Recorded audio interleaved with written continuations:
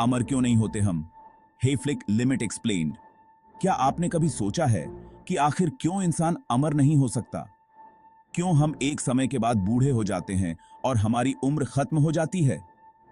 इसका उत्तर छिपा है विज्ञान के एक रोचक सिद्धांत में, जिसे कहते हैं हेफलिक लिमिट। तो आइए समझते हैं इस जटिल लेकिन दिलचस्प विज्ञान के पीछे की सच्चाई। क्या आपने कभी सुना है कि हमारे शरीर की कोशिकाएं सिर्फ एक निश्चित संख्या तक ही विभाजित हो सकती हैं? यही है वह वैज्ञानिक रहस्य जो हमारी अमरता को रोकता है। तो चलिए जानते हैं हेफलिक लिमिट क्या है और हम हमेशा के लिए क्यों नहीं जी सकते। क्या है हेफलिक लिमिट? सबसे पहले बात करते हैं हेफलिक लिमिट आखिर है क्या।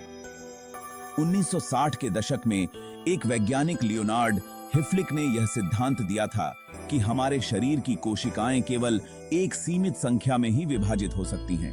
सामान्य रूप से एक कोशिका करीब 40 से 60 बार विभाजित होती है और इसके बाद उसकी विभाजन की क्षमता खत्म हो जाती है, यानी कोशिका अब आगे नहीं बंटेगी और यही प्रक्रिया हमें बूढ़ा बनाती है।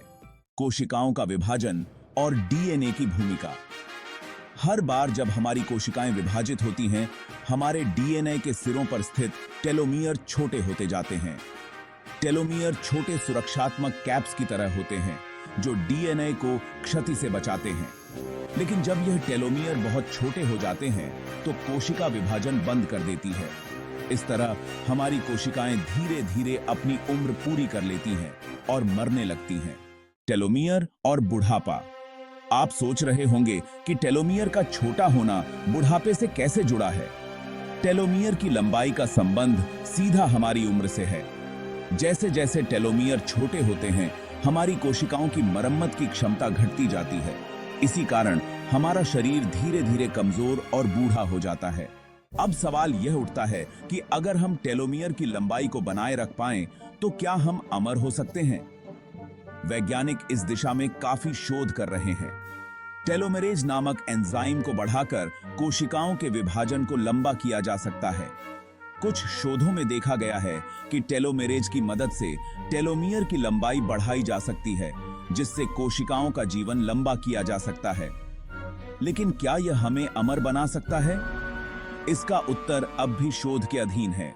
लेकिन यहां एक और चुनौती है, कैंसर। टेलोमेरेज के स्तर को बढ़ाने से कोशिकाओं की अनियंत्रित वृद्धि हो सकती है, जिससे कैंसर जैसी बीमारियां उत्पन्न हो सकती हैं। यही कारण है कि टेलोमियर की लंबाई को बढ़ाना जितना फायदेमंद हो सकता है, उतना ही खतरनाक भी। इसलिए अमरता की ओर जाने का यह रास्ता अभी भी चुनौतियों से भरा है। इसके अलावा कई वैज्ञानिक दूसरे तरीकों पर भी काम कर रहे हैं, जैसे कि stem cell therapy, gene editing और एंटी एजिंग ड्रग्स।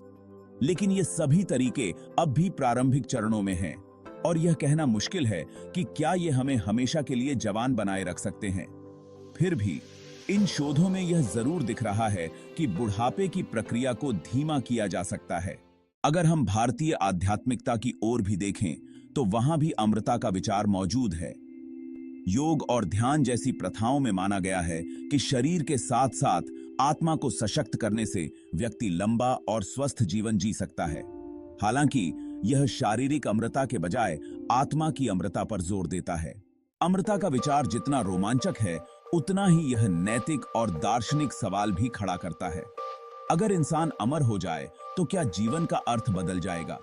संसाधनों की कमी, जनसंख्या वृद्धि और व्यक्तिगत अस्तित्व के सवाल हमारे सामने होंगे। क्या अमरता वास्तव में एक वरदान होगी या एक अभिशाप? तो आखिरकार हम अमर क्यों नहीं होते? इसका उत्तर हेफलिक लिमिट और हमारी कोशिकाओं की प्राकृतिक सीमाओं में छुपा है। हालांकि वैज्ञानिक इस दिशा में शोध कर रहे हैं, फिर भी अमरता के सवाल का उत्तर अब भी स्पष्ट नहीं है। लेकिन शायद यही जीवन का असली रहस्य है। हमारा सीमित समय ही हमें प्रेरित करता है कि हम हर दिन को पूरी तरह से जिएं।